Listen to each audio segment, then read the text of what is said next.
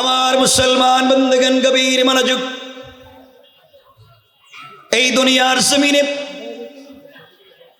সরকারে কায়নাত, দু জাহানের সরদার নবী রহমত জনাবে মুহাম্মদ রাসূলুল্লাহ সাল্লাল্লাহু আলাইহি ওয়াসাল্লাম এই পৃথিবী থেকে, দুনিয়ার জমিন থেকে বিদায় নেওয়ার অনেক দিন পরে এই জমিনের খলিফা হয়ে গেলেন হযরত ওমর ফারুক রাদিয়াল্লাহু তাআলা আনহু। সিদ্দিক আকবরের পরে এই জনপদের খলিফা হযরত ওমর, তার আগে জনপদের খলিফা হয়ে গেলেন হযরত আবু বকর। সিদ্দিক আকবর যখন এই জনপদের খলিফা, ইসলাম নামক যে রাষ্ট্র, ইসলাম দিয়ে মদিনা নামক যে রাষ্ট্র তৈরি করা হলো, আমরা এমন একটা সমাজ চাই, আল্লাহর রাসূল যেভাবে আল্লাহর পক্ষ থেকে পয়গম্বর ছিলেন, এইভাবে তিনি তার পরিবারে আদর্শ পিতা ছিলেন, তিনি স্ত্রীদের কাছে আদর্শ স্বামী ছিলেন, সমাজের মানুষের কাছে আর আদর্শ মুরব্বী ছিলেন, মসজিদে নববীর আদর্শ ইমাম ছিলেন, আদর্শ খতিব ছিলেন। তিনি একইভাবে মসজিদে নববীর মুতাওয়াল্লি ছিলেন। আল্লাহর রাসূল মদিনার বাজারের ব্যবসায়ী ছিলেন, ব্যবসায়ীদের সভাপতি ছিলেন। ওই আল্লাহর রাসূল যুদ্ধের ময়দানে সেনাপতি ছিলেন। ওই আল্লাহর রাসূলই দুনিয়ার জমিনে সব কিছু পরিচালনা করতে পেরেছেন কোরআন দিয়া, তার চরিত্র দিয়া। আজ যদি ওলামায়ে কেরাম, কোরআন জাননেওয়ালারা একবারে মসজিদের মিম্বর থেকে পার্লামেন্ট পর্যন্ত সকল জায়গায় রাসূলের আদর্শকে প্রতিষ্ঠা করে ফেলে, এই জমিনে চুরি থাকবে না, ব্যভিচার থাকবে না, জিনা থাকবে না, এই সমাজটা মদিনার সমাজে পরিণত হয়ে যাবে। কোন ঠিক কিনা? সিদ্দিক আকবর যখন খলিফা হয়ে গেলেন, ফজরের সালাত পড়ে একদিন মসজিদে নববীতে বসে আছেন। সিদ্দিক আকবরের সামনে সাহাবায়ে কেরাম বসে আছেন, কথাগুলো শোনেন। এমন সময়ে হযরত ওমর বসা, আলী বসা, সকল সাহাবীরা বসা। উসমান আসলেন। উসমান এসে বলছেন, খলিফাতুল মুসলিমিন আমিরুল মুমিনিন আবু বকর, এই দুনিয়ার জমিনে রাসূল পাক দুনিয়ার জমিনে এখন আর নাই। আমি জানতে চাই আপনি মদিনা নামক রাষ্ট্র কি দিয়ে চালান। আপনার কাছ থেকে জানতে চাই রাষ্ট্রটা কেমনে চলে। হযরত সিদ্দিক আকবর বলছেন, শোনো ওসমান, আল্লাহর রাসূল যেই পথ আমাকে দেখিয়ে দিয়েছেন, যেইভাবে তিনি রাষ্ট্র পরিচালনা করেছেন, আমাদের সামনে তিনি কোরআন রেখে গিয়েছেন, 10 লক্ষাধিক সহিহ হাদিস রেখে গিয়েছেন, তার পুরা 23 বছরের নবুয়তের জিন্দেগি সুন্নাহ রেখে গিয়েছেন। আমরা তো সেই সুন্নাহ মোতাবেক রাষ্ট্র পরিচালনা করি। হযরতে ওসমান ডাক দিয়ে বলেছেন, আবু বকর, আমি আপনার কাছে জানতে চাই, আপনার কাছে জানতে চাই, আপনার রাষ্ট্রের কোন নাগরিক যদি না খেয়ে মারা যায়, আপনার রাষ্ট্রের কোন মানুষ যদি তার অধিকার না পায়, আল্লাহর আদালতে আপনাকে কি কোনো জবাবদিহি করা লাগবে? হযরতে আবু বকর চোখের পানি ছেড়ে দিলেন, আর ডাক দিয়া বলছেন, ভাই ওসমান, তুমি কি বলতে চাইলে আর কি বললাম? আমি কোরআন দিয়ে রাষ্ট্র চালাই। যেই রাষ্ট্রে ইনসাফ আছে, যেই রাষ্ট্রে সমতা আছে, ওই রাষ্ট্রে যদি একজন নাগরিক, কেন একটা কুকুর যদি না খেয়ে মারা যায়, একটা বিড়ালও যদি বিনা চিকিৎসায় মারা যায়, আল্লাহর আদালতে জবাবদিহি করতে হবে। কারণ যেই সমাজ কোরআন দিয়া চলে, এই সমাজ শুধু মানুষ তার অধিকার ফিরে পায় না, পৃথিবীর সকল প্রাণীরাও তাদের অধিকার ফিরে পায়। আল্লাহু আকবার বলেন। আমরা এমন সমাজ চাই কি চাই না? কথা বলেন, চাই কি চাই না? পৃথিবীর সকল প্রাণী তার সঠিক অধিকার ফিরে পাক, আমরা এমন বাংলাদেশ চাই। কিন্তু ওই দিন দেখলাম সোশ্যাল মিডিয়া, ওই যে কে দেখালো আমাকে, একজন বড় ব্যক্তি, তিনি বিশাল বড় দায়িত্বশীল ছিলেন একসময় বাংলাদেশে। তিনি বলছেন, যেটাই হোক বাংলাদেশে এখন, যাই হোক, আমি কিন্তু তওবা করব না, আমি কিন্তু তওবা করব না, আমি তো কোনো ভুল করিনি। নাউজুবিল্লাহ, লজ্জা পাইলেন? সে নাকি কোনো ভুল করেনি, এজন্য তওবা করবে না। আচ্ছা বলেন তো, এই কথা তো শয়তান বলেছিল। কে বলেছিল? শয়তানের কোনো ভুল হয়? কথা বলেন না কেন? আমরা আদমের সন্তান, আমাদের জন্মসূত্রে আমরা ভুল করতে পারি। আল্লাহ বলছেন, কিন্তু যারা ইন্নাল্লাহা ইউহিব্বুত তাওয়াবিন ওয়া ইউহিব্বুল মুতাতাহহিরিন, আল্লাহ বলছেন ভুল করে যারা তওবা করে, আল্লাহ বলছেন তারা আমার কাছে প্রিয়, এবং যারা পবিত্র হয়ে যায় তারা আমার কাছে প্রিয়। বেচারা বলতেছে ভুল করে নাই, তওবা করবে কেন? আসলে এটা মানুষ আছে না শয়তান? কথা বলেন। কিন্তু মনে রাখবেন, যারা ভুল করতে করতে জেনে শুনে ভুল করে, এই দেশের মানুষকে গুণ খুন করে, আয়নাঘর তৈরি করে, মানুষের ভিতরে ভীতি তৈরি করেছিল, সৃষ্টি করেছিল, তাদেরকে শুধু তওবা করলে হবে না, তাদের আইনের আওতায় এনে শাস্তির ব্যবস্থা করা দরকার। ঠিক করে বলে? তওবা করলেই মাফ নাই, যে আস্তাগফিরুল্লাহ মাফ, ওটা মাফ হইব কেমনে? কত মানুষেরই ফিরেছে, এখন আস্তাগফিরুল্লাহ কও কেরে? আল্লাহর ঘটনা কি শয়তান? এখন আস্তাগফিরুল্লাহ কস কেরে? কথা বোঝেন নাই? কষ্ট পাইতেছেন মনে? ফেরাউন সারা জীবন নিজের আনা রব্বুকুম আলা বলছে, পুরা ক্ষমতার মালিক, পুরা দুনিয়ার মালিক, সবরে পিড়াইছে। শেষ পর্যন্ত যখন নদীতে গিয়া কাদামাটি খাওয়া শুরু করছে, আল্লাহ আমানতু, আমি ঈমান আনছি। এই যে মুসা যে আল্লাহর উপরে ঈমান আইনা ভালো মানুষ হইছে, আমি কিন্তু হে মুসার রবের উপরে ঈমান আনছি। আল্লাহ বলেন আল আন, এখন তোমার সময় হইছে, এতদিন কইছিলা, এখন তো ফিডানি শুরু হয়ে গেছে। সুতরাং এখন ফিডানো শুরু হয়ে গেছে, এখন তওবা করলে কাজ হবে না, পাবলিকের প্রাপ্য তাদের কাছে ফিরাইয়া দাও, এরপরে তওবা করো। ঠিক কিনা বলে? আমার কথা বুঝছেন? বুঝেননি মনে? একটু হাত তুলে দেখান কারা কারা বুঝেন নাই। আরে বুঝেন নাই কুছ?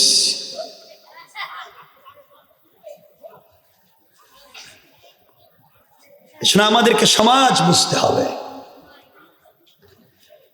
আমার বন্ধুগণ, কথাগুলো দিল দিয়ে শোনেন কি বলতে চাই।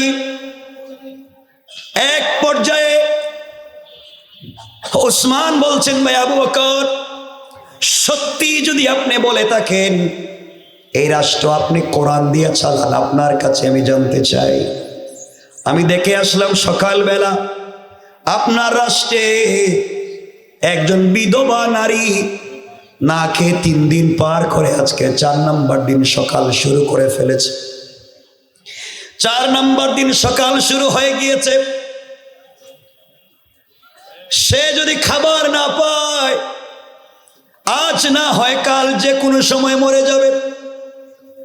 আল্লাহর আদালতে আপনি কি জবাব দিবেন? আপনার কোনো জবাব দেওয়ার সুযোগ নাই। আল্লাহ রসুলের সামনে আপনি কেমনে দাঁড়াবেন?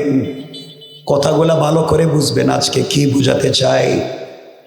এক পর্যায়ে সিদ্দিকে আকবর বলছেন, বাইরে আমি তো জানি না, আমি নাগরিকের খবর ঠিক মতো নিতে পারি না, নতুন খলিফা হয়েছি, গভর্নর, হয়তো সবার খবর নিতে পারি নাই। তুমি যেই নারীর কথা বলেছ, ওয়াদা দিলাম এই মুহূর্ত থেকে, এখন থেকে মহিলার বাড়িতে বাইতুল মাল থেকে, রাষ্ট্রীয় কোষাগার থেকে 3 বেলার খাবার পৌঁছে দেওয়া হবে। আমি নিজের দায়িত্ব নিলাম। সে হযরত ওসমান বলছেন, ও আবু বকর, তুমি শুধু দায়িত্ব নিলে হবে না, নারীর বাড়িতে খাবার পৌঁছে দিবা। কিন্তু এই মহিলা তো বিধবা, তার কোনো স্বামী নাই, তার সন্তান নাই, বৃদ্ধা মানুষ, চোখে দেখেন না। কে রান্না করে দিবে? কে ঘর ঝাড়ু দিবে? কে ঘর মুছে দিবে? এমন একজন লোকের দরকার। হযরত সিদ্দিক আকবর বলছেন, ওসমান রে, আমার কাছে তো কোনো মানুষ নাই, কাকে দিব? কে খবর নিবে?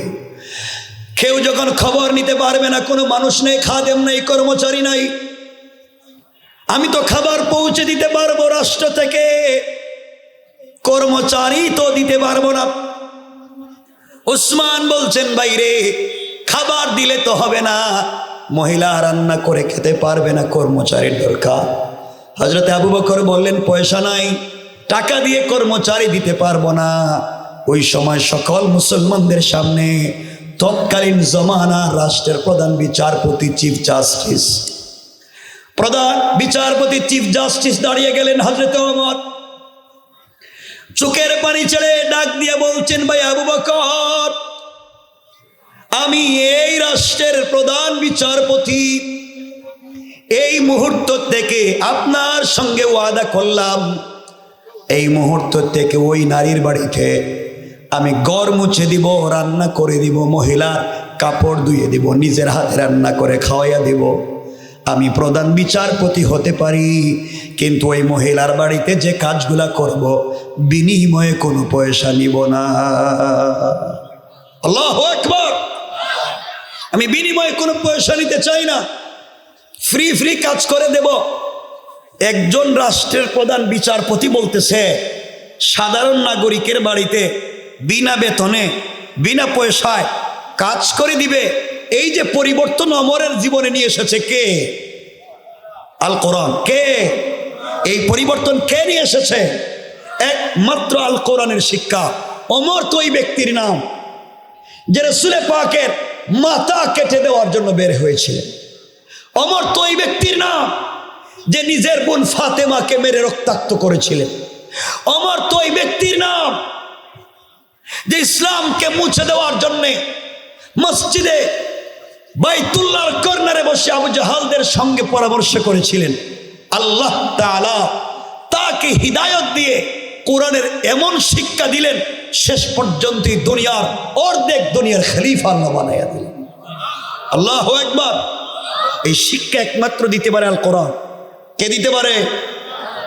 আর এখন রাষ্ট্র থেকে যদি কোনো জিনিস নাগরিকের বাড়িতে, যেমন আপনাদের রাস্তার টেন্ডার হইছে 1 কোটি টাকা, এখন এটা পার্লামেন্ট থেকে আপনাদের গ্রামের রাস্তায় আসতে আসতে বড় নেতা, মাজিরা নেতা, এরপর পাতি নেতা, এরা খাইতে খাইতে 1 কোটি টাকা 10 লাখে চলে যায়। কথা কন না কেন? আমি কি মিথ্যা কথা বললাম? সব খায় ফেলা হেরাই ভাগ বাটুয়ারা করে শেষ। এখানে আস্তে আস্তে সব নাই। সেটা আমাদের ট্যাক্সের পয়সা আমরা চাই না এভাবে লুণ্ঠন করে দুর্নীতিবাজরা খেয়ে ফেলুক। আমরা এমন দুর্নীতিবাজ কাউকে, এমন লুণ্ঠনকারী কাউকে এই দেশের ক্ষমতায় দেখতে চাই? বলেন, দেখতে চাই? আমরা বারবার জুলুমের শিকার হতে চাই না, বারবার রক্ত দিতে চাই না।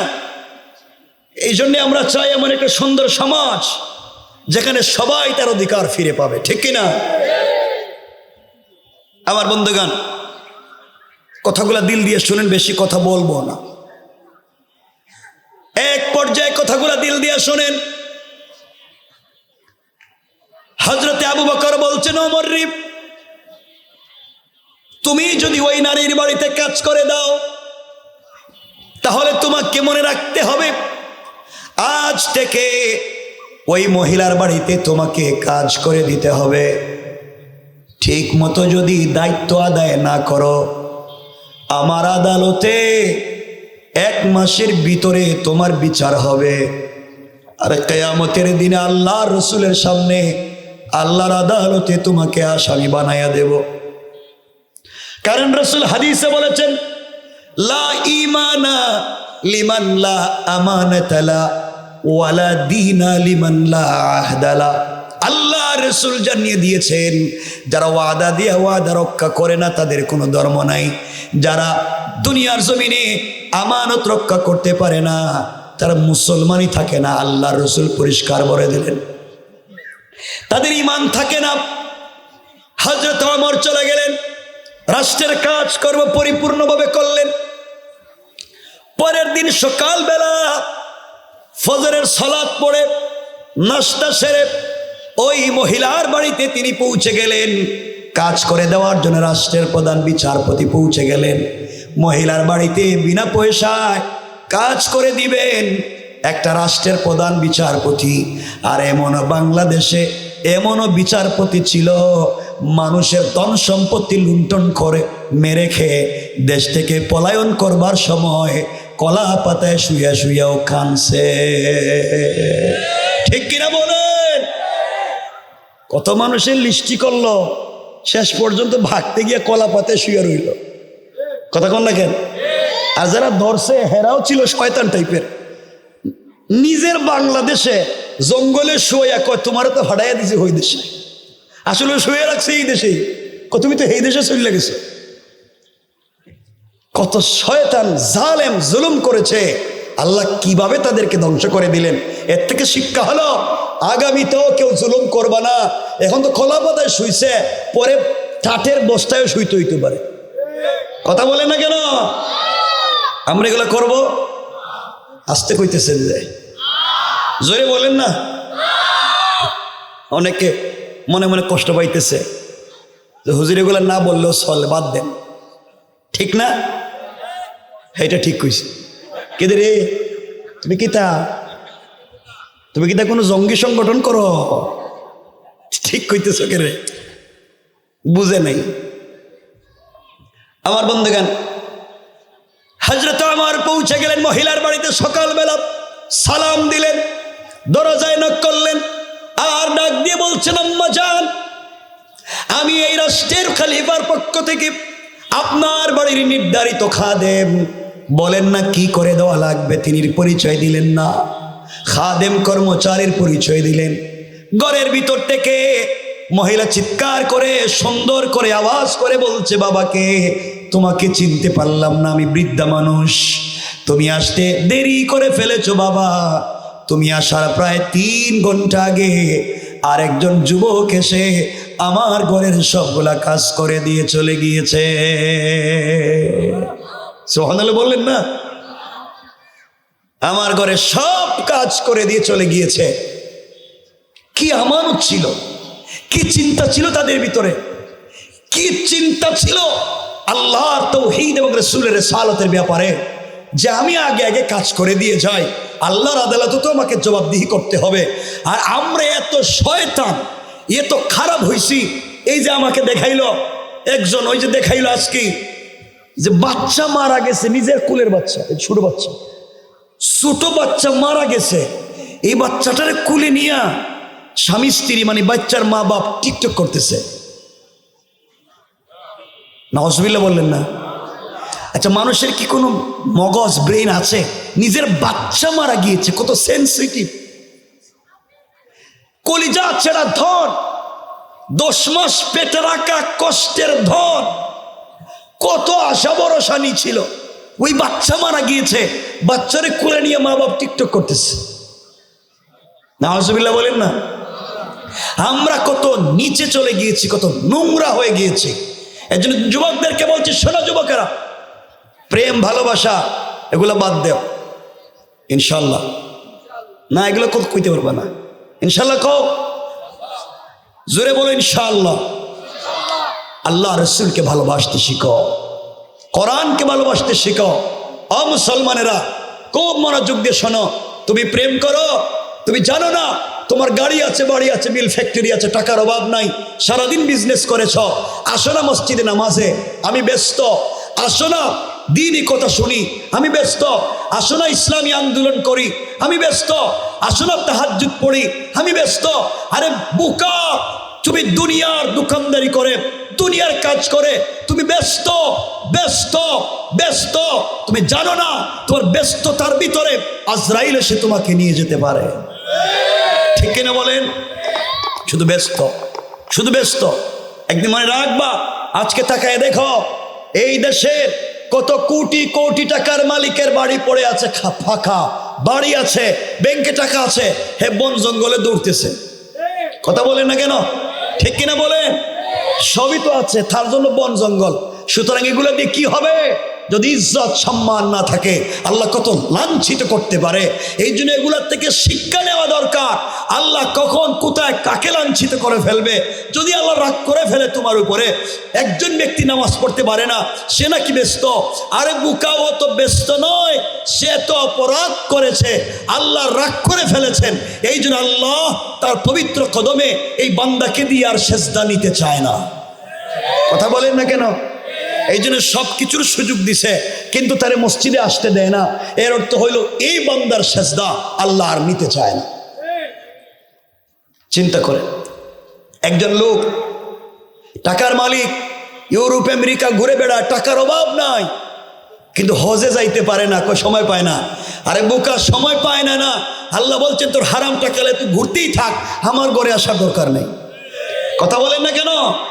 আর কত রিক্সাওয়ালা খেতে পারে না, দিন মজুর শ্রমিক, আল্লাহ তাকে কবুল করেছেন, সে কাবা তওয়াফ করতেছে আর বিলাপ করে কাঁদছে, ইয়া রাসূলুল্লাহ, আমি না তোমার পাগলা উম্মত, তোমার কাছাকাছি এসেছি। ইয়া রাসূলুল্লাহ, আমি না খুলনার থেকে এসেছি, আমি তো গরিব মানুষ, তুমি আমাকে ক্ষমা করে দিও। ইয়া রাসূলুল্লাহ, আমি তোমার সঙ্গে জান্নাতে যেতে চাই। আল্লাহু আকবার। আহা, দুনিয়া কোথা থেকে কোথায় চলে গেল। কথাগুলা দিল দিয়া শুনেন কি বলতে চাই।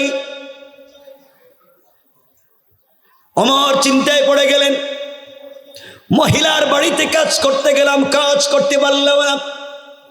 2 নম্বর দিন ফজরের সালাত পড়ে নাস্তা না করে বৃদ্ধা মহিলার বাড়িতে গিয়ে সালাম দিয়ে বলছেন, আম্মা জান, আজ আমি এসেছি, অনেক আগে এসেছি, বলেন না কি করে দেওয়া লাগবে। মহিলা ডাক দিয়া বলেছেন, বাবারে, আজও আসতে তুমি দেরি করে ফেলেছো বাবা, তুমি আসার প্রায় 2 ঘন্টা আগে আরেকজন যুবক এসে সবগুলা কাজ করে দিয়ে চলে গিয়েছে। আমার চিন্তায় পড়ে গেলেন, 2 দিন দায়িত্ব আদায় করতে পারলাম না, 1 সপ্তাহ পরেই তো জবাব দেওয়া লাগবে। পরের দিন সিদ্ধান্ত নিলেন, ফজরের সালাতের আগে তাহাজ্জুদের সালাত পড়ে ওই মহিলার বাড়িতে পৌঁছে যাবেন। মহিলার বাড়িতে পৌঁছে গেলেন, ফজরের সালাতের আগে তাহাজ্জুদের সালাত পড়ে দরজায় ডাক দিয়ে বলছেন, মা, আপনার বাড়ির নির্ধারিত খাদেম, বলেন না কি করে দেওয়া লাগবে, 3 দিন হয়ে গেল কিছুই করতে পারি না, আমি তো খলিফাতুল মুসলিমিনের কাছে জবাব দিতে হবে। মহিলা ডাক দিয়ে বলছে, বাবারে, আজও তুমি আসতে দেরি করে ফেলেছ, তুমি আসার প্রায় 1 ঘন্টা আগে আরেকজন যুবক এসে আমার ঘরের সবগুলা কাজ করে দিয়া, নিজের হাতে রান্না করে আমাকে খাইয়ে দিয়া, আমার ঘরটা মুছে দিয়া, কাপড়গুলা ধৌত করে দিয়া কিছুক্ষণ আগে ঘর থেকে বের হয়ে চলে গিয়েছে। আল্লাহু আকবার। আর আমরা এমন দায়িত্ব পাইলে ঘরে যা আছে সব নিয়ে চুরি করে ফেলাইতো। কথা বলেন না কেন? আমাদের যে ইমানের যে অবস্থা। হযরত ওমর গরম হয়ে গেলেন, সিদ্ধান্ত নিলেন আর তিনি দেরি করবেন না। 4র্থ দিন তাহাজ্জুদের সালাতের আগে রেডি হয়ে গেলেন, হাতে তরবারি নিলেন, কুশমুক্ত করলেন, আর সিদ্ধান্ত নিলেন, আজকে যারাই পাবো শরীর থেকে মাথা আলাদা করে দেব। রাষ্ট্রের প্রধান বিচারপতি আমি, আমাকে কে পরিকল্পনা করে বেইজ্জত করতেছে, 1 সপ্তাহ পরে আমাকে জবাবদিহি করা লাগবে। কিসের প্রধান বিচারপতি? আমার তো কোনো ইজ্জত থাকবে না, আমি কি বলবো আল্লাহর আদালতে, রসুলের সামনে কি বলবো। 4র্থ দিন বের হয়ে গেলেন, ওই মহিলার বাড়ির দরজার সামনে গিয়ে দেখেন ঘরের ভিতরে মিটমিট করে আলো জ্বলে। বুঝতে পারলেন ঘরের ভিতরে আজকে তারা ধরছেন। কিছুক্ষণ দাঁড়াইয়া একটু দূরে দাঁড়িয়ে থাকলেন অন্ধকারে, যেন তাকে দেখা না যায়। কিছুক্ষণ পরে হযরতে ওমর ফারুক রাদিয়াল্লাহু তাআলা আনহু দেখেন একজন যুবক দরজা খুলে দিয়া আস্তে করে ঘর থেকে বের হয়ে চলে যায়। আমার চিৎকার করে বলছেন, খবরদার, 1 পা সামনে এগুতে পারবে না, আমি ওমর বলছি। আমার হাতে তরবারি, শরীর থেকে মাথা আলাদা করে দেওয়া, দাঁড়িয়ে যাও। 4 দিন হয়ে গেল, আমার কাজ তুমি করে দিয়ে যাও, আমাকে বেইজ্জত করো কে? তুমি দাঁড়িয়ে যাও, নচেত তোমাকে হত্যা করব।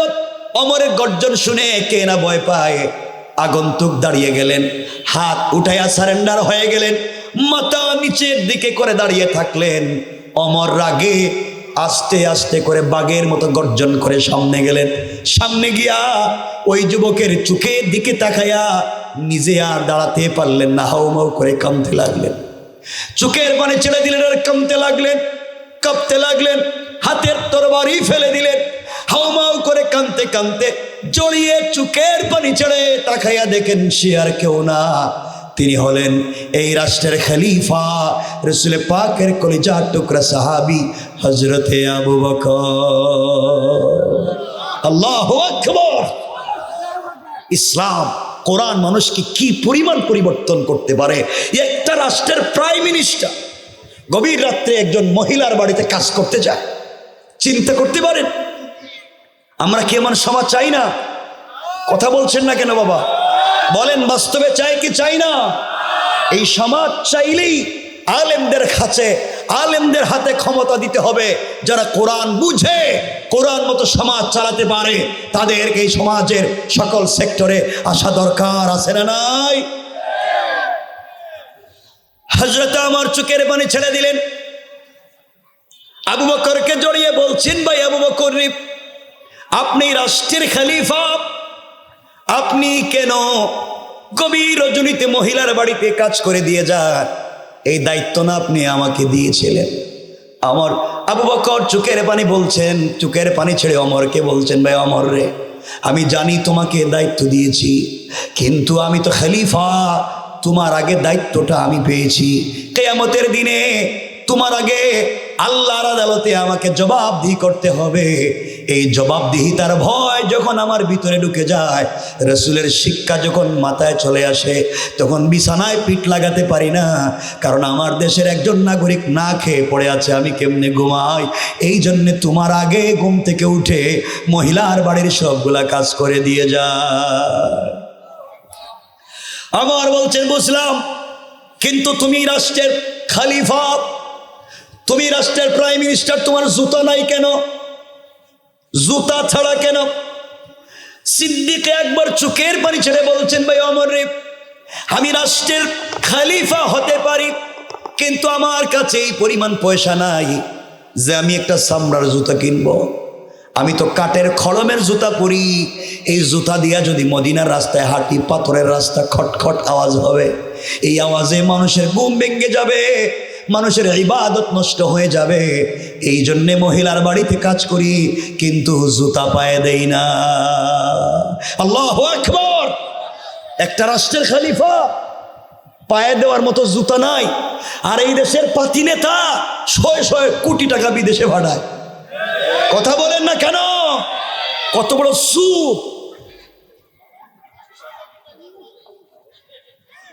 আমার কথা বোধহয় খারাপ পাইতেছেন আপনারা? আমার 12টার উপরে হয়েই রইছে। আজকে আমি বেশি কথা বলবো না, আমি অসুস্থ মানুষ। কারণ বসে রইছেন ভালো, একজন যদি উঠতে পারেন তাহলে আলোচনা রাইখা দিন। কেউ উঠবেন নি? যদি আপনার স্ত্রী ফোন দেয়, যদি আপনার প্রেমিকা ফোন দেয়, বসে থাকবেন? তাহলে আছে, বোঝা গেল। গার্লফ্রেন্ড আছে না? আছে না? কইতেছে মুরব্বী। মুরব্বীর থাকবো কেমনি? ওর তো কিছুই নাই। মুরব্বী তো থাকার সম্ভাবনাই নেই। আমি তো জওয়ানদেরকে বলছি, জওয়ানেরা শোনো, সমাজ বড় বিষাক্ত। আমি কিছু কথা বলতে চাই আজকে, মনোযোগ দিয়ে শোনো। ও যুবক, তোমরাও প্রেম করো, আমিও তো প্রেম করি, আমরাও তো প্রেম করি। তোমরা ভুল জায়গায় প্রেম করেছ। যেই মেয়ের সঙ্গে তোমার সম্পর্ক, তুমি দেখো না কয়েকদিন একটু গরম করে তার সাথে কথা বলে দেখবা টেলিফোন বন্ধ করে দিবে, ঠিক কিনা? তোমার চাইতে যদি স্মার্ট পয়সাওয়ালা আর একটা ছেলেকে পায়, কালকেই দেখবা তোমাকে গুড বাই বলে ফেলবে, ঠিক কিনা বলো? একটা আমেরিকান পাসপোর্ট অথবা ব্রিটিশ পাসপোর্ট যদি কারো দেখে, তোমাকে ভুলে গিয়ে 50 বছরে বুড়ে বেড়ে বিয়ে করতে তার সমস্যা নাই। কথা বলো না কেন? টেলিফোন বন্ধ করে আরেকজনের সাথে সারা রাত কথা বলতে তার অসুবিধা নাই। কিন্তু তুমি যদি আল্লাহর সঙ্গে সম্পর্ক করতে পারো, পৃথিবীর সবাই তোমার সঙ্গে সম্পর্ক ক্যান্সেল করে দিবে। কেউ তোমাকে মনে রাখবে না। গভীর রাত্রে সবাই ঘুমিয়ে যাবে, রবের সঙ্গে সম্পর্ক করো। রব তোমার দরজায় এসে বলবে, বান্দা আমি না তোর প্রেমে পড়ে গিয়েছি, বান্দা উঠে যা ঘুম থেকে, আমার আর ভাল লাগে না, উঠ, আমি তোর সঙ্গে কথা বলতে চাই। আয় হাইয়া আলাল ফালাহ, কল্যাণের দিকে আমি ডাকলাম, আয় না সেজদায় পড়। সেজদায় পড়ে একটা বার আমাকে ডাক দে, আমি আসমানে নাই, মিন হাবলিল ওয়ারিদ, আমি তোর গলার রোগের চাইতে আরো কাছে চলে এসেছি, কাছে। আমি তো কথা বলতে চাই। এই জন্য আমার আল্লাহ মাঝে মাঝে আমার রসুলকে বলতেন, ইয়া আইয়ুহাল মুজাম্মিল, ইয়া আইয়ুহাল মুদাসসির। আল্লাহ মাঝে মাঝে বলতেন, কুম ফাআনজির ওয়া রাব্বাকা ফাকাব্বির ওয়া সিয়াবাকা ফাতাহহির। ও চাদরওয়ালা চাদর খোলো, ও কম্বলওয়ালা কম্বলের নিচ থেকে বের হও। তুমি না খাদিজার সঙ্গে শুয়ে আছো, তুমি না আয়েশার সঙ্গে শুয়ে আছো। লা তাখুযুহু সিনাতুম ওয়ালা নাওম, আমি যে ঘুমাইতে পারি না, আমার যে চোখে ঘুম আসে না, আমি তো তোমার সঙ্গে ঘুমাতে চাই, তোমার সঙ্গে কথা বলতে চাই, তোমাকে একটু ভালোবাসা পেতে চাই। উঠো না ঘুম থেকে, কম্বলটা ছাড়ো, উঠো, ঠান্ডা পানি দিয়ে ওযু করো, সেজদায় পড়ে আমাকে ডাক দাও। আমি আরশে আজিমে নাই, আমি তোমার দরজায় দাঁড়াইয়া আছি, দাঁড়াইয়া দাঁড়াইয়া। আল্লাহু আকবার বলেন। তার নাম রব। আফসোস করে বলছেন, আল্লাযী খালাকাকা, আমি তোদেরকে বানাইলাম, কেমনে তোমরা আমাকে বইলা থাকো, কেমনে বইলা থাকো। এই জন্য আল্লাহকে বলার সুযোগ নাই। ও বান্দা, তোমাদেরকে ভাইরা আবার বলছি, জোয়ানেরা শোনো, আমিও তো জোয়ান। আল্লাহ আমাকে দুনিয়াতে এখনো ঘুরায়, দুনিয়ার উন্নত জায়গাগুলোও দেখেছি, সবাই জানো, কিন্তু শান্তি কোথাও নাই। শান্তি শুধুমাত্র রবের কদমে সেজদায়। তুমি মন খুলে একটা সেজদা দেও না। তুমি বিপদে পড়ে গিয়েছ, রব বলেছেন, বান্দা তোমার স্ত্রী তোমার সঙ্গে রাগ করে কথা বলছে না, মা বাপকে ঠিক মতো জিনিসপত্র দিতে পারো নাই, কথা বলছে না, ভাই বোন তোমার সঙ্গে কথা বলছে না, বন্ধু বান্ধব সবাই তোমাকে ভুলে গিয়েছে। ও বান্দা, চিন্তা করো না, আমি বলছি হাসবি আল্লাহ। তুমি একটা বার বলো, আল্লাহ আমার জন্য যথেষ্ট। পুরা পৃথিবী ভুলে গেলেও আমি আমার বান্দাকে ভুলে যেতে পারি না। কারণ আল্লাযী খালাকাকা, আমি তো বানাইছি, আমারই তো মহব্বত সব থেকে বেশি। ও বান্দা, তোমার মা তো জন্ম দিছে, ও তো বানায় নাই, আর আমি তোমাকে আমার হাত দিয়ে বানাইছি, আমি তোমাকে জাহান্নামে দিতে চাই না। রবকে ভালোবাসেন, পারবেন না ইনশাআল্লাহ? বলেন না ইনশাআল্লাহ? শয়তান আমাদেরকে ভুল পথে নিয়ে যায়। আল্লাহকে বলছিল, মিন সালসালিম মিন, কথা বুঝতেছেন আমার? শয়তান আল্লাহকে বলছিল, আল্লাহ সালসালিম মিন হামাইম মাসনুন, এই পচা দুর্গন্ধ কাদামাটি দিয়ে আদম বানাইছেন। দেখেন কি বলছে, পচা দুর্গন্ধ কাদামাটি দিয়ে আদম বানাইছেন। আমি কি আদমরে সেজদা করতে পারি? আল্লাহ আমার সোসাইটিতে বাজে, আল্লাহ আমার ইজ্জতের ব্যাপার, আমি তো পারবো না। আই ডোন্ট নো, আমি এগুলোর দ্বারা আমাকে দিয়ে হবে না। আল্লাহ আমি কি পারবো না, এটা পচা জিনিস, আমি সেজদা দিতে পারবো না। আল্লাহ বলছেন, পচা হইলে কি, সম্মান তো আমি দিছি, তুই দে। কয় আমি পারবো না। আল্লাহ বলেন, যা তোরে শয়তান বানাইয়া দিলাম। আল্লাহর কাছে বলছে, আল্লাহ লম্বা কথা, শয়তান যখন বানাইয়াই দিছেন, ওই আদমের কারণে আদমের একটা বাচ্চারেও জান্নাতে নিতে পারবেন না। কোরআনের আয়াত, শয়তান বলছে, আল্লাহর চ্যালেঞ্জ, একটারেও জান্নাতে নিতে পারবেন না, সবগুলোরে জাহান্নামে নিয়ে যাব। আল্লাহ বলছেন, যা সুযোগ দিলাম, সবগুলোরে জাহান্নামে নিয়ে যা। কিন্তু শয়তান, শোন, আমার বান্দার যদি 100 বছর হায়াত দেই, 99 বছর 11 মাস 29 দিন গুনাহ করাইয়া করাইয়া, নাফরমানি করাইয়া করাইয়া তুই একবারে জাহান্নামের কাছাকাছি নিয়ে যা। আর সাকারাতের আগে, গারগারা শুরু হয়ে যাওয়ার আগে, ইন্তেকালের 1 মিনিট আগেও আমার বান্দা যদি দিল খুলে তওবা করে, সাথে সাথে আমার বান্দাকে আমার কুলে নিয়া পুরা জিন্দেগির গুনাহ মাফ করাইয়া আমি জান্নাতের ওয়াদা দিলাম। আল্লাহু আকবার। ও শয়তান, বিশ্বাস হয় আমার কথা?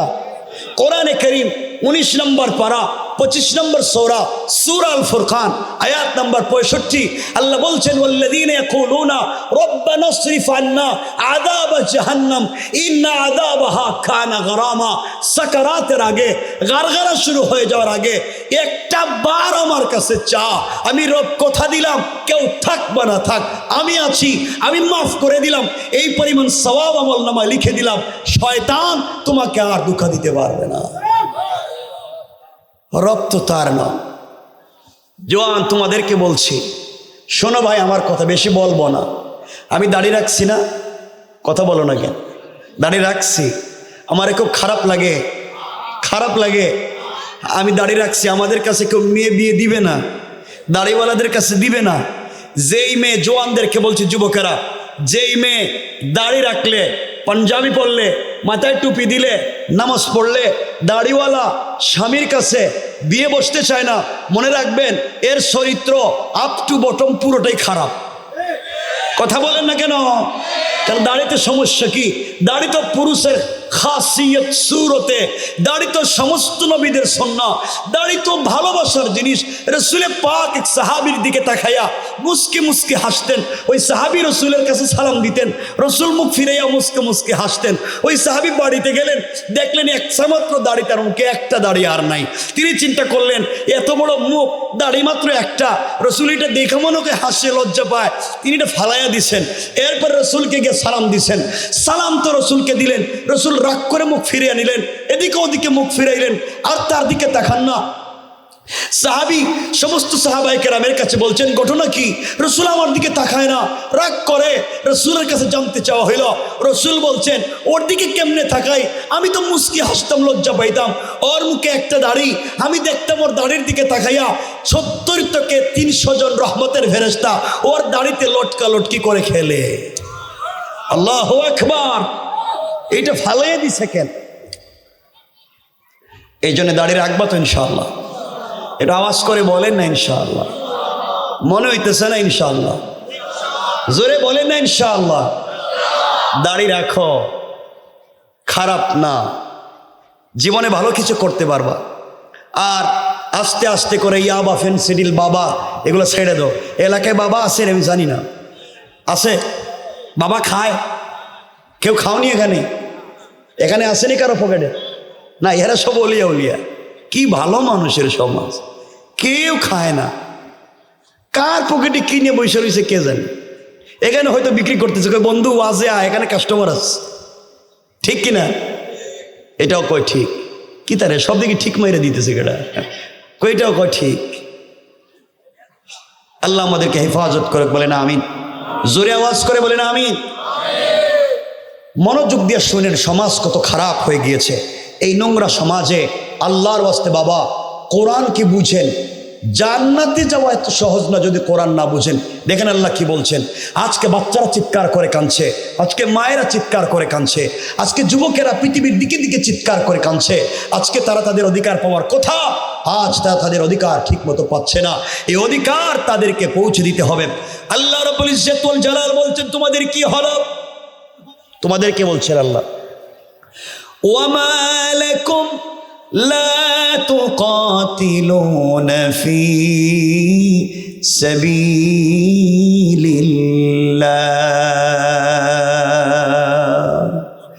আল্লাহ রাব্বুল ইজ্জত ওয়াল জালাল বলছেন মুসলমানেরা কি হয়েছে তোমাদের?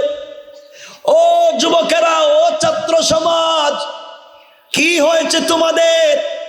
তোমরা কেন সত্যের পক্ষে লড়ো না? তোমরা কেন অন্যায় জালেমের বিরুদ্ধে দাঁড়াও না? ওয়াল মুস্তাদআফিনা মিনার রিজালি ওয়ান নিসাই ওয়াল উইলদান।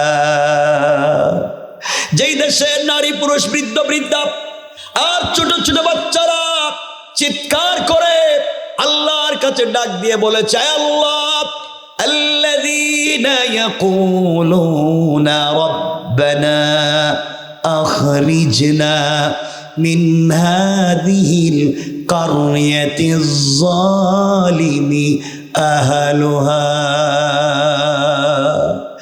আয় আল্লাহ রব্বানা, হে আমাদের রব, আখরিজনা, আমাদেরকে বের করো, মিন হাদিহিল কারিয়াতিজ যালিমি আহলুহা, জালেমদের এলাকা থেকে আমাদেরকে বের করো, যে এলাকার মানুষেরা জালেম হয়ে গিয়েছে, কোরআনের কথা বলতে দেয় না, দুর্নীতি করে, জায়গা জমি দখল করে, সান্দাবাজি করে, রাত দিন মারামারি করে, যে যারে পায় মারামারি করে সম্পত্তি লুণ্ঠন করে নিয়ে যায়। হে আল্লাহ, এমন জনপদে থাকতে চাই না, আর পারি না, আর সহ্য হয় না। এমন জালেমের রাজ্যে যদি মাজলুম বানাই আমাদেরকে রাখতে হয়, তোমার কাছে দুই জিনিস চাইলাম, ওয়াজআল লানা মিন লাদুনকা ওয়ালিয়্যান ওয়াজআল লানা মিন লাদুনকা নাসীরা। আয় আল্লাহ তাআলা, জালেমের রাজ্যে যদি আমাদেরকে রাখতে হয়, তোমার কাছে আমরা দুই জিনিসের আবদার করলাম। এক নাম্বার, আমাদের কাছে একজন নেতা পাঠাও, ওয়াজআল লানা মিন লাদুনকা ওয়ালিয়্যা।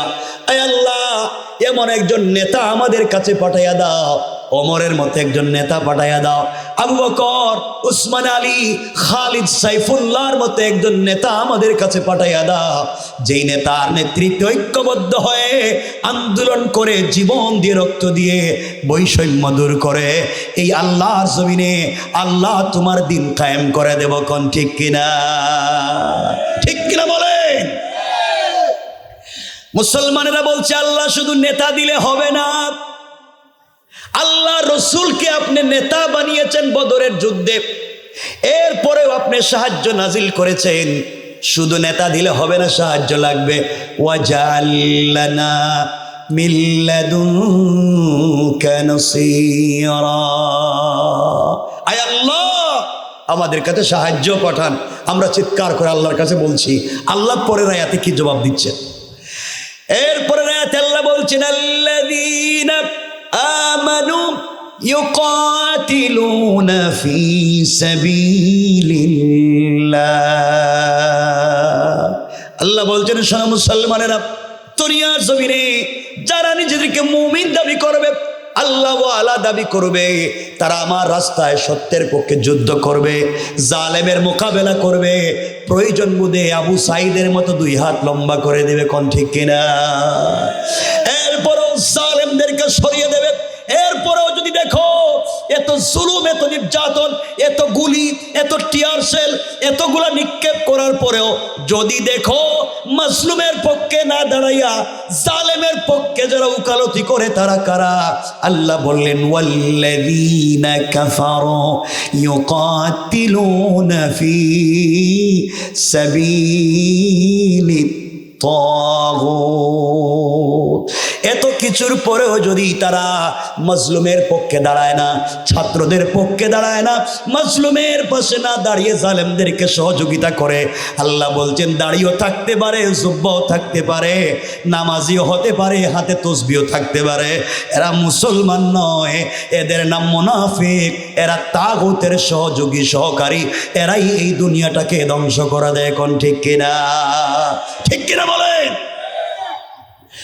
আল্লাহ সুন্দর করে পরের কথা বলছেন, ফাকাতিলু আউলিয়া শাইতান। বিরুদ্ধে, তাহলে পাতি নেতার বিরুদ্ধে না ডাইরেক্ট লিডারের বিরুদ্ধে? কথা বলে না কেন? ডাইরেক্ট ওই জায়গা মতো দেও। আয় আল্লাহ তাআলা, পাতি নেতারাই তো ভারী না, হে তো হামলা করে মামলা দে। কথা কন না কেন? ঠিক কিনা? বাড়িঘর দখল করে নে, এরাই তো পারি না, বড়টার সঙ্গে কেমনে পারবো? আল্লাহ বলছেন, শোনো, তোমার সর্বশক্তি নিয়ে সাহস করে দাঁড়িয়ে যাও। আল্লাহ পরের শব্দে বললেন, ইন্না কাইদাশ শাইতানি কানা দাঈফা। কাফের বেঈমানেরা, জালেমেরা সবাই মিলক্যবদ্ধ হয়ে যত কিছুই করুক না কেন, তাদের সকল কুটকৌশল আমি আল্লাহর কাছে মশা মাছির গড়ের চাইতেও দুর্বল। কোন ঠিক কিনা? ঠিক কিনা জোরে বলেন? এখনো যারা এগুলো করে, এখনো যারা ষড়যন্ত্র করে, রব বলছেন সবগুলো দুর্বল। কেমনে কেমনে? আমি এক আল্লাহর পথে যদি থাকেন, কোরআন সাথে নিয়ে যদি থাকেন, চিন্তার কোনো কারণ আছে? আরে বলেন না কেন? আরে বাবা, এখন তো বলবেন জুড়ে, এখন তো সমস্যা নাই, সমস্যার সময় তো বলছেন জুড়ে। বলেন সমস্যা আছে? আরো জুড়ে বলেন আছে। কোরআন যদি থাকে সাথে, বিপদে যদি কোরআনকে পাশে রাখতে পারেন, এই সমাজে আমাদেরকে কেউ পিছনে ফেলে দিতে পারবে না। আমি ছোট্ট করে দুটো কথা বলে আমরা আলোচনাকে সংক্ষেপের দিকে নিয়ে যেতে চাই। কোরআন যদি সাথে থাকে আপনি কিভাবে বাঁচবেন? আপনি মনোযোগ দিয়ে শুনে এই আয়াতের তাফসিরে মুফাসসিরিনে কেরাম কি নিয়ে এসেছে খুব ভালো করে বুঝবেন। কোরআন সাথে থাকলে, আল্লাহর প্রতি বিশ্বাস থাকলে রব আপনাকে বাঁচাবেন, এটা ওয়াদা আল্লাহ। রব কথা বলছেন না কেন? তাহলে এত হতাশ হয়ে যাচ্ছেন কেন? আল্লাহ বলছেন হতাশ হচ্ছে কেন? হতাশ হয়ে যায় না, হতাশ হয়েও না, সকল কষ্টের পরে সুখ আছে। তোমরা হতাশ হয়ে যায় না, একটু ধৈর্য ধরো না কেন? আমি তো ধৈর্যশীলদের পাশে আছি। তোমরা বুঝতে পারতেছো না, আমি যখন আছি, যখন বুঝতে পারবে তখন দেখবে আমি রব কেমনে তোমাদের পাশে ছিলাম। এই ছোট্ট ছোট দুটো কথা বলছি, মনোযোগ দিয়ে শোনেন, জিন্দগিতে কাজে লাগবে, পরিবারে, পুরো লাইফে আপনার কাজে লাগবে এই কথাগুলা। দেখেন আমার বন্ধুগণ, কথাগুলো দিল দিয়ে শুনেন। ছোট দুইটা কথা। আল্লাহ রসুলের কাছে আল্লাহ যখন কোরআনের আয়াত নাজিল করে বলছেন ওয়ানজির আশিরাতাকাল আকরাবিন, আপনার আত্মীয় স্বজন নিকটাত্মীয়দের কাছে কোরআনের দাওয়াত দাও। রসুল নিকটাত্মীয়ের কাছে কোরআনের দাওয়াত যখন দেওয়া শুরু করলেন, কথাগুলো সংক্ষেপ। যখন এই আয়াত নাজিল হয়ে গেল, যেদিন রসুল এই কথাগুলা মক্কার পাদদেশে পাহাড়ের উপরে দাঁড়িয়ে দাঁড়িয়ে কথাগুলা বললেন, তখন সবাই মক্কার বড় লিডারেরা কেউ কিছু বলতে পারে না। রসুলেরা পঞ্চাচা আবুল আহাব দাঁড়িয়ে বলছে তাব্বান লাকা ইয়া মুহাম্মদ আলিহাদা জামাতানা দাওতানা।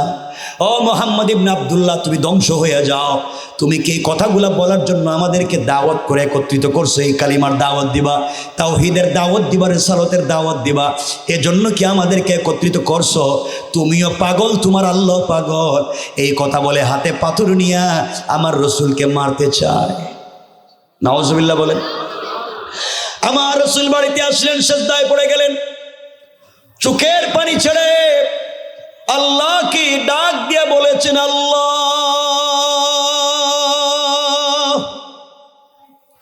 আমার চাচা আবুল আহাব আমাকে পাগল বলেছে, আমাকে মারতে চেয়েছে। আয় আল্লাহ তাআলা, আমার অন্তরে কোনো ব্যথা নাই, আমার অন্তরে কোনো কষ্ট নাই, কিন্তু তোমাকে পাগল বলছে, তোমারে গালি দিছে। আয় আল্লাহ, কেউ যদি তোমাকে গালি দেয় আমি মুহাম্মদ কিন্তু সহ্য করতে পারি না। আল্লাহ আওয়াজ করে বলছেন, বন্ধু আমার, কান্নার কোনো কারণ নাই, চোখের পানি মুছে ফেলে বন্ধু। কেউ যদি আমি আল্লাহকে গালি দেয় আমার কমবেও না বাড়বেও না, আমার যায় আসে না। আমাকে কেউ মানলে আমার যায় আসে না, না মানলেও যায় আসে না। কিন্তু আমি যাকে কলিজার টুকরা বন্ধু হাবিবুল্লাহ বানিয়েছি, বন্ধুরে, যাকে আমি কলিজার থেকে ভালোবেসে আমার কাছাকাছি নিয়ে এসেছি, আমার বন্ধু, তোমাকে যদি কেউ গালি দেয় আমি আল্লাহ এক মুহূর্তের জন্য সহ্য করতে পারি না। আল্লাহু আকবার, জোরে বলেন। রব বলছেন তিনি সহ্য করতে পারেন। এই বলে সংক্ষেপ করে বলে বুঝে নেই বলে আল্লাহ কোরআনের আয়াত নাজিল করে দিলেন, তাব্বাত ইয়াদা আবি লাহাব। আমরা ওদিকে যাব না। আল্লাহ বলছেন আবু লাহাব ধ্বংস, তার হাত ধ্বংস, পা ধ্বংস, সম্পদ ধ্বংস। কিন্তু আমাদের আলোচনা হলো মধ্যখানে আল্লাহ ওই কথা বলতে মধ্যখানে একটা আয়াত বলেছেন, হাম্মালাতাল হাতাব। আল্লাহ বলছেন, বন্ধুরে, আমি আবু লাহাবকে শুধু ধ্বংস করছি, সম্পদ ধ্বংস করছি তা নয়, হাম্মালাতাল হাতাব ওয়া ইমরাআতুহু হাম্মালাতাল হাতাব, ওই মহিলাকেও ধ্বংস করেছি, যেই মহিলা হাম্মালাতুনের দুইটা ব্যাখ্যা। যেই মহিলা রাস্তা থেকে কাঠ কেটে এনে তোমার রাস্তায় ফেলে দিয়ে ডিস্টার্ব করে, যেই মহিলা দিনের রাস্তায় বাধা দেয়। 2 নম্বর ব্যাখ্যা, যেই মহিলা বাড়ি বাড়ি গিয়ে রাস্তায় রাস্তায় গিয়ে তোমার বিরুদ্ধে বদনাম করে। ওই আবু লাহাবের স্ত্রী উম্মে জামিলকেও আমি আল্লাহ ধ্বংস করে দিলাম। উম্মে জামিলকেও আল্লাহ ধ্বংস করে দিলেন, এই কথা বলছেন। উম্মে জামিল আবু লাহাবের স্ত্রী, খুব বুঝবেন। উম্মে জামিল কার স্ত্রী? আবু লাহাব রসুলের কি? কথা বলে না কেন? কি চাচা? শুধু চাচা আর কি? রসুলের চাচা এবং রসুলের বিয়াই। বিয়াই বুঝেননি? কি বিয়াই? রসুলের 2টা মেয়ে, আবু লাহাবের 2 ছেলে উতবা এবং উতাইবার কাছে বিয়ে দিয়েছিলেন নবুয়তের আগে। জাইনাব রুকাইয়া বিয়ে দিয়েছিলেন এজেন্টকে আবুল আহাব রসুলের চাচাও আবার বিয়াইও। তাহলে উম্মে জামিল রসুলের চাচি, অপরদিকে কথা কন না কেন বিয়ে, হে রসুলের বিরুদ্ধে বদনাম করে, গালাগালি করে। আল্লাহ বলছেন বন্ধু এরও সহ্য করি না, এরও অন্যায় করে দিচ্ছি, ধ্বংস। এই আয়াত নাজিল হয়ে যাওয়ার পরে আবুল আহাব বাড়িতে গিয়ে বলছে, স্ত্রী শুনছ, তোমার দুই ছেলের শ্বশুর মুহাম্মদের কাছে তার আল্লাহ নাকি আয়াত নাজিল করছে আমার বিরুদ্ধে। মানলাম আমার বিরুদ্ধে নাজিল করছে, তোমার বিরুদ্ধেও করছে, বলছে তোমারও সাইজ করব। উম্মে জামিলের তো মাথা গরম, কয় কি, হাতের মধ্যে নিচে দুইটা মোটা মোটা পাথর আর কাঁধে নিচে একটা পাথরের ব্যাগ, আর বলছে শোনো আবুল আহাব, যতক্ষণ পর্যন্ত মুহাম্মদকে না পিঠাবো ততক্ষণ পর্যন্ত মুখে কিছু দিব না। না নাউজুবিল্লাহ, এটা আগামী বছর কইেন, আর জোরে বলেন না নাউজুবিল্লাহ। ওই যেই বেচারার কথা বললাম একটু আগে, যে তার জীবনে কোনো ভুল নাই, সে রসুলের বিরুদ্ধে বদনাম করেছিল, রসুলকে গালিও দিয়েছিল, সে হজ নিয়ে ব্যঙ্গ করেছিল, ওই বেচারা কয় তার কোনো ভুল নাই। আল্লাহ আবু জাহাল আবুল আহাব তার স্ত্রীকেও সহ্য করেন নাই, যেই বেচারা এত কিছু করার পরেও বলে তার জীবনে কোনো ভুল নাই, সে বুঝবেন তার ব্লাড আর আবুল আহাবের ব্লাডে কোনো সমস্যা নাই, জিনিস একটাই। কথা বলেন, জোরে বলেন, ঠিক কিনা? আমার বন্ধুগণ, কষ্ট হচ্ছে? একটু হাত তুলে দেখেন তো দেখি কার কার কষ্ট হচ্ছে। আর কষ্ট হইতেছে তো কইছি, কথা তো শুনবেন না আপনারা, কথা তো বুঝেন না। এবার হাত ওঠান সবাই, দেখি তো ঘুমাইছে নাকি সবাই, সবাই জোরে বলেন লিল্লাহে তাকবীর। এই আওয়াজে না আরো জোরে বলেন, এতগুলো মানুষের আওয়াজ বড় হওয়া চাই। লিল্লাহে তাকবীর, নারে তাকবীর। এত মানুষ, আমার বন্ধুগণ খুব মনোযোগ দিয়ে শোনেন। উম্মে জামিল হাতে পাথর নিছে, কাঁধে পাথরের, কারে মারার জন্য? আমারে আপনারে। তাহলে আজকালকে যদি আমারে আপনারে মারার জন্য খুঁজে, তাহলে তো কোনো সমস্যা নেই, রসুলটাই তো মারার জন্য খুঁজছিল। কথা বলেন না কেন? উম্মে জামিল রসুলকে মারবার জন্য যায়, এদিকে কলিজার টুকরা প্রিয় হাবিব রসুলে পাক সাল্লাল্লাহু আলাইহি ওয়াসাল্লাম তার প্রিয় বন্ধু আবু বকরকে সঙ্গে নিয়া কাবা চত্বরে গিয়া আবু বকর বসে রয়েছেন, রসুল আবু বকরের রানের উপরে মাথা রেখে শুয়ে আছেন। আবু বকর আমার রসুলের চেহারা মুবারকের দিকে তাকায়, আর একবার আসমানের দিকে তাকায়, আল্লাহকে বলতেছে, আল্লাহ জীবনে কত চন্দ্র সূর্য আমি দেখেছি, কিন্তু কাছ থেকে রসুলের চেহারা মুবারকের দিকে তাকাইয়া দেখলাম আমার রসুলের চেহারা চন্দ্র সূর্যের চাইতে কোটি গুণ বেশি সুন্দর।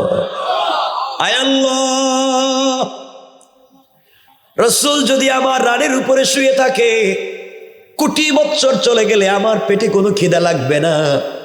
আমি তো চাই রসুল এভাবে আমার কাছে শুয়ে থাকো। কিছুক্ষণ পরে সিদ্দিকে আকবর তাকাইয়া দেখেন এক মহিলা আসতেছে, হাতের মধ্যে পাথর নিয়ে গালাগালি করে আসতেছে, মেরে ফেলবে।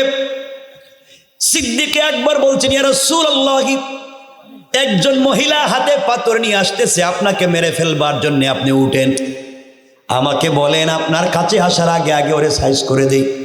আল্লাহ রসুল বলেন, চিন্তা করো না, লা তাহজান ইন্নাল্লাহ মা'ানা, চিন্তার কোনো কারণ নাই আবু বকর, পৃথিবীর কেউ না থাকলেও আল্লাহ বলেছেন তিনি আমাদের সাথে আছেন। কোন সুবহানাল্লাহ।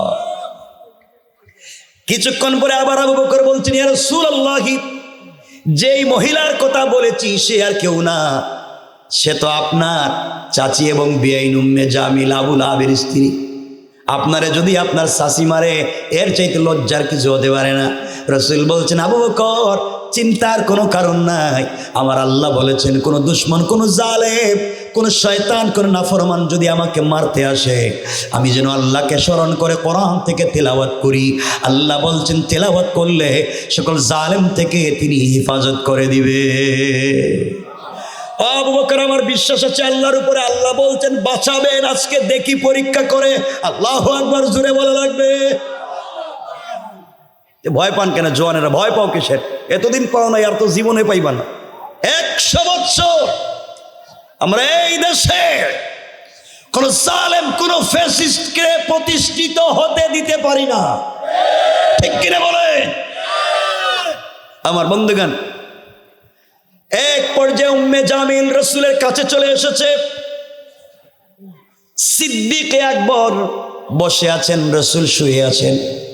উম্মে জামিল রাসূলের বুকের সিনার সামনে দাঁড়ায়া আবু বকরকে বলতেছে, আবু বকর, তোমার বন্ধু মুহাম্মদ ইবনে আব্দুল্লাহ কোথায়? তারে তো দেখতেছি না। তুমি এখানে একা একা বসে কি করো? মুহাম্মদ গেল কোথায়? তারে তো মারবার জন্য আসছিলাম। সিদ্দিক আকবর আশ্চর্য হয়ে গেলেন, বলে কি? আমি দেখি আমার রসুল আমার রানের উপরে শুয়ে আছে। দুইটা চোখ দিয়ে দেখি, দুইটা কান দিয়ে রসুলের তেলাওয়াত শুনি। উম্মে জামিল রসুলের সামনে দাঁড়ায়া আমারে দেখে, রসুলরে দেখে না। আল্লাহু আকবার! কি আশ্চর্য মুআজিজা! তিনি বলেন, আমি কি জানি, তোমার ভাতিজা, তোমার বিয়াই, তুমি খুঁজে দেখো। উম্মে জামিল পুরা মসজিদ খুঁজলো, কোথাও পায় নাই।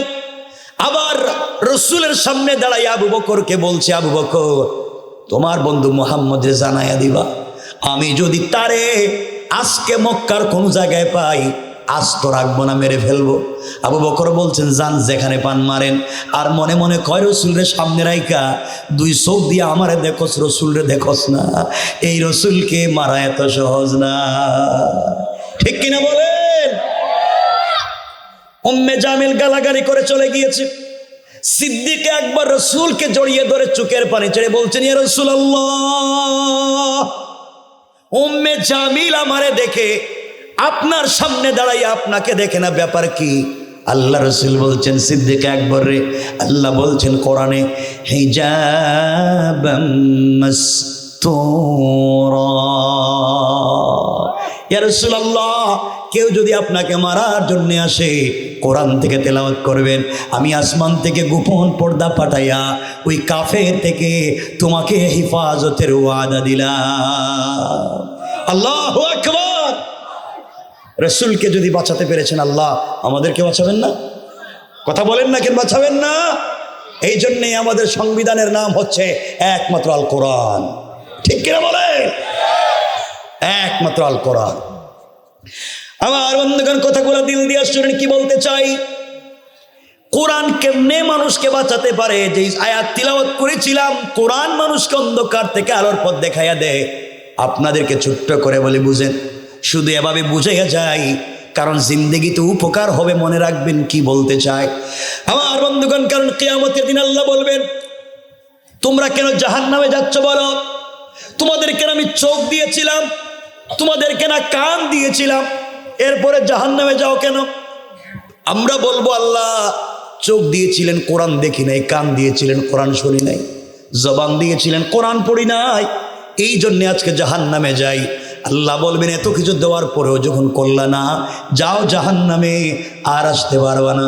ফেরেশতাদেরকে বলবেন, খুযূহু ফাগুল্লু সুম্মাল জাহিমা সাল্লু, এদের হাত পায়ে রডের বেড়ি লাগাও, শিকল লাগাও, আর হাতগুলাকে বেঁধে পিছন দিকে করে, ঘাড়কে মটকায়া পিছন দিকে করে অপমানিত গুলামের ন্যায় টেনে টেনে জাহান্নামে নিক্ষেপ করো। কারণ চোখ দিলাম কেন কোরআন দেখলো না, কান দিলাম কেন শুনলো না, জবান দিলাম কেন পড়লো না? এই জন্যে সব বুঝলেন, সব শুনলেন, সব জানলেন, কোরআন বুঝলেন না। আল্লাহর কাছে কি জবাব দিবেন, কি আছে? এই জন্যে কথাগুলো ভালো করে বুঝেন। কোরআন আপনাকে আমাকে কেমনে বাঁচাইয়া দেয়? আল্লাহ রসুল সাল্লাল্লাহু আলাইহি ওয়াসাল্লাম, আমি ঘটনা বলছি না, শুধুমাত্র কেবলমাত্র কোরআন কেমনে বাঁচাতে পারে ওদিকে নিয়ে যাই।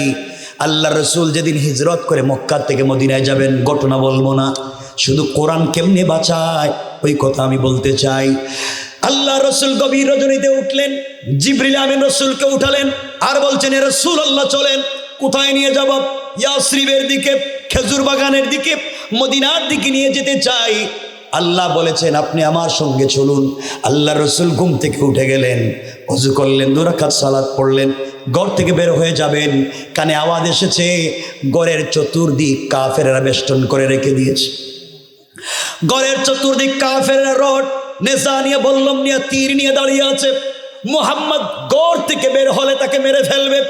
আজও ইসলামী আন্দোলনের কর্মীদেরকে বিগত দিনগুলোতে যারা লিস্টি করে ঘর থেকে বের করে করে পিটাইছে, অন্ধকার ঘর, আয়না ঘর বানাইয়া যারা পিটাইছে, আল্লাহ ওই জালেমদেরকে দুনিয়ায় বেইজ্জত করেছেন। আমরা চাই ওই জালেমদের শিক্ষা থেকে আগামী 100 বছরের জন্য এমন জুলুম আর কেউ করতে না পারে। এই ব্যবস্থার জন্য প্রয়োজনে আমাদেরকে আবার যদি রাজপথে যাওয়া লাগে, যেতে কারা কারা রাজি? হাত উঠে বলে আল্লাহ যেন কবুল করেন, বলেন আমিন। আমার বন্ধুগণ, কথাগুলো দিল দিয়া শোনেন। এক পর্যায়ে রাসূলুল্লাহকে বলছেন, আল্লাহ এটা কি কারবার? আপনি আমাকে বললেন ঘর থেকে বের হওয়ার জন্য, আমি তো রেডি হইলাম, কিন্তু ঘরের বাহিরে যে কাফেরেরা দাঁড়িয়ে আছে আমাকে মেরে ফেলবার জন্য হাতে তরবারি নিয়ে, ঘরের দরজা খুললেও তো মেরে ফেলবে, আমি কেমনে যাব? আল্লাহ বললেন, বন্ধুরে চিন্তার কোনো কারণ নাই, ভয় পাইও না। ইন্নাল্লাহ মা'না, আমি আল্লাহ তোমার সাথে আছি। হাসবি আল্লাহ, আল্লাহ আমার জন্য যথেষ্ট। এই কথা বলে ঘর থেকে বের হয়ে যাও। নবীজি রেডি হয়ে গেলেন, ঘরের দরজার মুখে গেলেন, দরজা খুলবেন। আবার আল্লাহকে বলছে, আল্লাহ তাআলা সত্য আপনি আমাকে বাঁচাবেন, এতে সন্দেহ নাই। এই জালিম থেকে আপনি আমাকে রক্ষা করবেন, এতে কোনো সন্দেহ নাই। কিন্তু আল্লাহ, ওয়ালাকিন লিয়াতমাইন্না কলবি, অন্তরে তো শান্তি পাই না, কারণ কাফেররা বাহিরে গেলে মারবে, সন্দেহ নাই। আপনি বাঁচাবেন, এতেও সন্দেহ নাই, আমি বিশ্বাস করি বাঁচাবেন। কিন্তু আল্লাহ, আপনি যদি আমার কাছে এমন কোন জিনিস দিতেন যা দিয়া কমপক্ষে আত্মরক্ষা করতে পারি। আল্লাহ বলছেন, বন্ধুরে শোনো, তাহলে হাতের মধ্যে কিছু বালি নেও, হাতের মধ্যে কিছু কঙ্কর নেও। আল্লাহ এগুলো নিয়ে আমি কি করব? কোরআন থেকে তিলাওয়াত করে ফু দেও, এগুলো এদের উপরে নিক্ষেপ করো। আল্লাহ রাসূল আল্লাহকে বলছেন, আল্লাহ কি বলতেছেন? ঘরের চতুর্দিকে কাফেররা দাঁড়িয়ে আছে, দরজা খুলে কঙ্কর গোড়া তো দরজার সামনে মারবো, আর চতুর্দিকের কাফেররা তো আমাকে একসাথে মেরে ফেলবে। আমি তো একসাথে চতুর্দিকের কাফেরদের চুকে ফেলতে পারবো না। আল্লাহ জানাইয়া দিলেন, বন্ধুরে তোমাকে না বন্ধু বানাইছি, তোমাকে না কলিজার টুকরা হাবিব বানাইছি, তোমার প্রেমে না মত্ত হইয়া গোটা দুনিয়ারে সাজাইছি। তোমার কোনো চিন্তার কারণ নাই, দরজা খুলে নিক্ষেপ করার দায়িত্ব তোমার, আর চতুর্দিকের কাফেরদের চুকে চুকে নিক্ষেপ করার জিম্মাদার স্বয়ং আমি আল্লাহ। আল্লাহু আকবার। আল্লাহ দায়িত্ব নিচ্ছেন, তাহলে আমাদের চিন্তা কিসের? আমরা আমাদের দায়িত্ব আদায় করতেছি। আমরা রবকে ঠিক মতো ডাকতে পারি না, আমরা পূর্ণাঙ্গ তাওহীদকে ফলো করতে পারি না, আমরা পূর্ণাঙ্গ রিসালাতকে ফলো করতে পারি না। আফসোস হয়, আমরা কেমনে জান্নাতে যাব? আমি তো নিজেই বুঝি না আসলে কেমনে জান্নাতে যাব। আমার ইমান আমাকে রাত্রবেলা ফজরের সালাতে, এই 100 হাত দূরে ঘর থেকে মসজিদ, ফজরের সালাতে আমার ইমান আমাকে মসজিদে নামাজে আনতে পারে না। এই ইমান পুল সিরাত পার করাইয়া জান্নাতে নিব কইছে কে? কথা বলেন না কেন? আমার ইমান আমাকে মসজিদে আনতে পারতেছে না, আমার ইমান আমাকে ঘুম ভাঙাইতে পারে না। এই ইমান আমাকে শয়তান থেকে বাঁচাবে, বুঝলেন কেন? একটা বার চিন্তা করেন। রাসূল পাক সাল্লাল্লাহু আলাইহি ওয়াসাল্লাম বলছেন, আল্লাহ তুমি যেহেতু দায়িত্ব নিয়েছো, আমার কোনো চিন্তা নাই। ঘরের দরজা খুললেন, হাতের মধ্যে কঙ্কর নিলেন, সামনের দিকে নিক্ষেপ করলেন, শান্তি মতো মদিনায় পৌঁছে গেলেন। ঘটনা বলবো না। মদিনায় যাওয়ার পরে একদিন আল্লাহকে ডাক দিয়ে বলছেন, বন্ধুরে ওই দিন না তুমি আমারে বলছিলা কাফেররা তোমাকে মেরে ফেলবে, কই তুমি যে আসলা কোনো খবর নাই, কেউ তো তোমারে মারল না। আল্লাহ রাসূল ডাক দিয়া বলছেন, আল্লাহ সত্যি তো আমি সামনের দিকে নিক্ষেপ করলাম, তাকাইয়া দেখি চতুর্দিকের কাফেরদের চোখে পৌঁছে গেল। সবাই যখন চোখ রগলাতে লাগলো, চোখ মুছতে লাগলো, আমি যে কেমনে আসলাম কেউ তো আমাকে পাইল না। আল্লাহ বলেন, বন্ধু শোনো কেমনে আসলাম। ওয়ামা রমাইতা ইয রমাইতা ওয়ালাকিন্নাল্লাহ